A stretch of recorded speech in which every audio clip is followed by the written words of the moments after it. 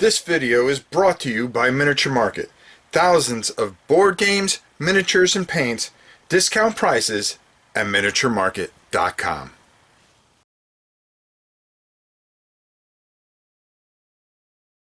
Hey everybody, welcome to Painting 101, 102, whatever you want to call it. We are finally going to be messing around with an airbrush. You're going to hear a little wind because it's a little windy today. It's also a little warm today, so we're hoping for a little cloud cover.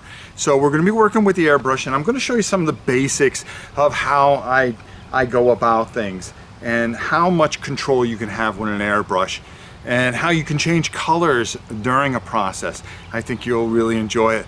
Hey, let's get down to the board on the Lowe's thing that I have here. Yeah, let's go down there.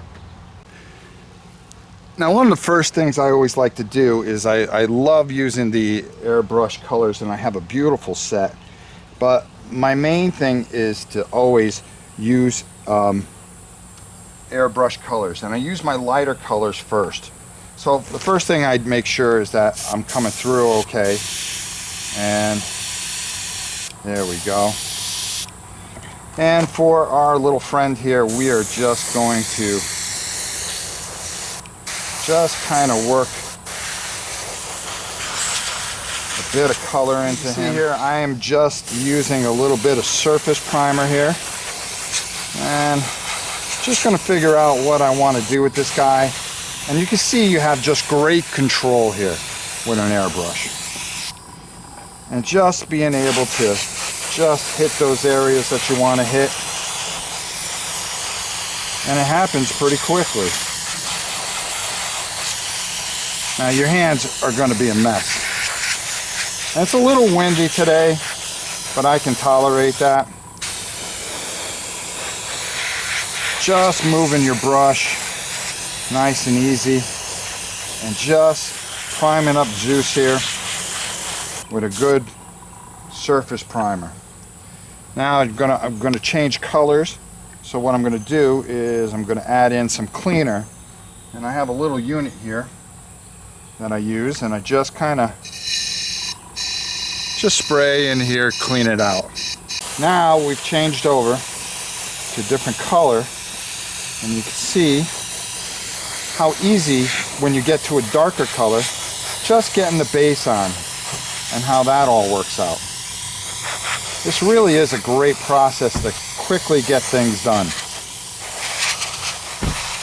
And I'm not worried about what I get in his mouth. And again, when you're done with the color, just pour some of that cleaner in there and start working it through, because you can get to your next color. As you see, we're just adding some blue to our giant here. And you see how easy this is. This really is such an easy process. It just makes the rest of painting so much easier. Now, I decided to prime him ahead of time, which worked out perfectly. So I can get some of the things that I wanted to get on him done. And that's just making sure that, and you could go in short bursts too. As you can see, I'm just kind of bursting here, making sure I get every inch of them.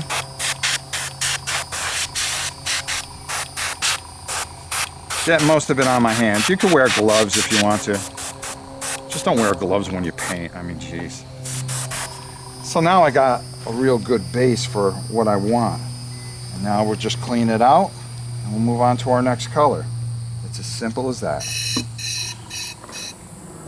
Now the other thing that the airbrush gives you is pinpoint control. Now watch how we're going to take care of this rock here. And I'm just going to add a little gray here. And I'm going to make sure it kicks out a little bit, okay? But you can just pinpoint control this. And you can see I'm just shooting little blasts. And I'm just hitting the rock. That's all I'm hitting, is the rock. You can widen the spread as much as you can. I can even get under here, like so. I can work it into a point. Getting these top feed airbrushes are the best. Now we can add a little highlight there and work our way around here to his foot, and we can always just touch it up with the color that we wanted to. I was trying to get his hair there, but as you can see, it's really not that hard. You really can set how you want to do it and how the process works for you. So let's move on to our next things that we're going to paint. I like to do is I like to take, and while I still have some of that stuff in there, and just kind of clean it out, especially when I'm changing colors in between. And I want to keep this nice and wet. And I really have a nice compressor that doesn't make a lot of noise, but it makes enough, that's for sure.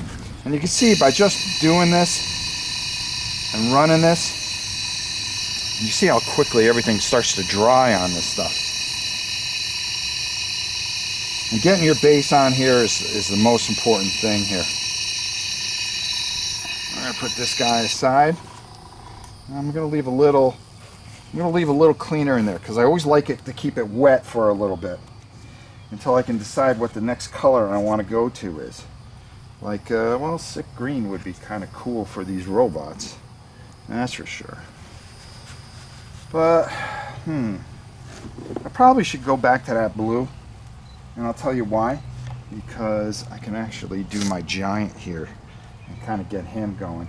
Or I can go a different color with that and kind of work my way out. It really depends on what you want to do.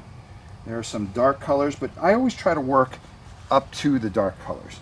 Let's go with a, I'll tell you what, because we're trying to kill a couple birds with a stone here. What I'm going to do is I'm going to work a little bit of that. Oh, I have like a camo khaki type of color here, or a goblin green. I think a goblin green will be good because we can knock a couple figures out all at once. So let's take a look at that. We're going to clean this out a little bit more. We're going to shake this up, and again, it's all about working it through. Now you got to make sure that you clean your brush really well. I always have a piece of cardboard here to make sure I get the color start going. There we go, and that we have no bleed over. And then it's just doing the work.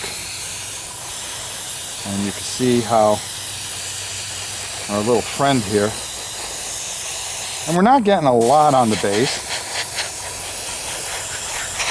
And it really is an easy process. You don't have to keep it far. You want to keep it about 3 or 4 inches apart from what you're doing, so it doesn't pool up. And that's the one thing you don't want to do, is pull up any of your thing. And when you need more paint, you just add a little bit more, like I'm doing here. And just kind of work it in there. Work those areas that you can't get with a brush.